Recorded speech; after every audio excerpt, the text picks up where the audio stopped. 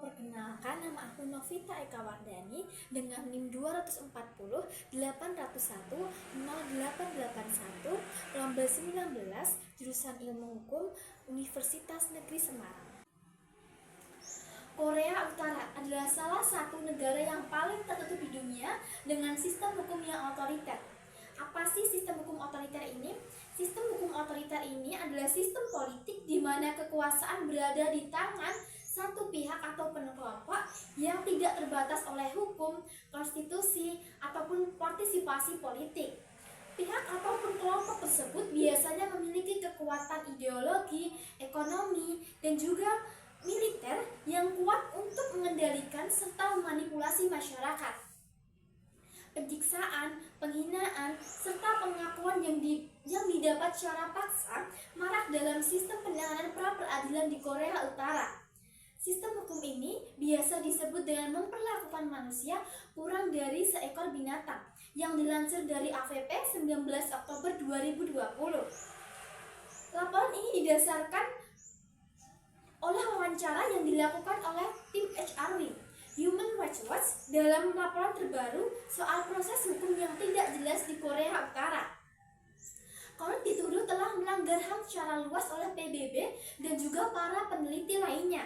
Menurut orang-orang yang diwawancarai, penganiayaan para tahanan di Korea Utara yang dipukuli dengan tongkat ataupun ditendang, hal ini merupakan praktek yang kejam yang terjadi di awal-awal penahanan pra-peradilan di Korea Utara.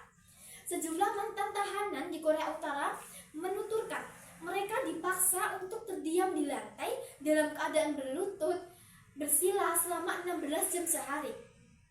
Hukuman yang diberikan ini sangatlah bervariasi, mulai dengan pemukulan dengan tongkat, tangan, ataupun ikat pinggang kulit, hingga dipaksa mengelilingi halaman sebanyak 1000 putaran.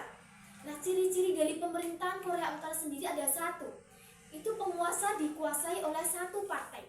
Nah, partai ini berkuasa memusatkan ideologi, menempati posisi teratas dalam struktur kekuatan nasional, di mana secara nyata menguasai kekuatan legislatif, administratif, dan juga yudikatif yang secara keseluruhan.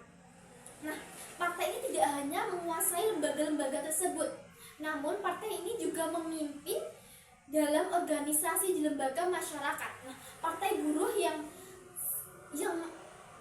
berkuasa di Korea Utara ini sendiri ada Partai Buruh Korea.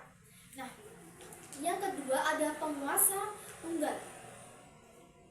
Kekuasaan negara itu terkonsentrasi pada partai dan kekuasaan di dalam partai itu dimiliki oleh satu orang secara eksekutif.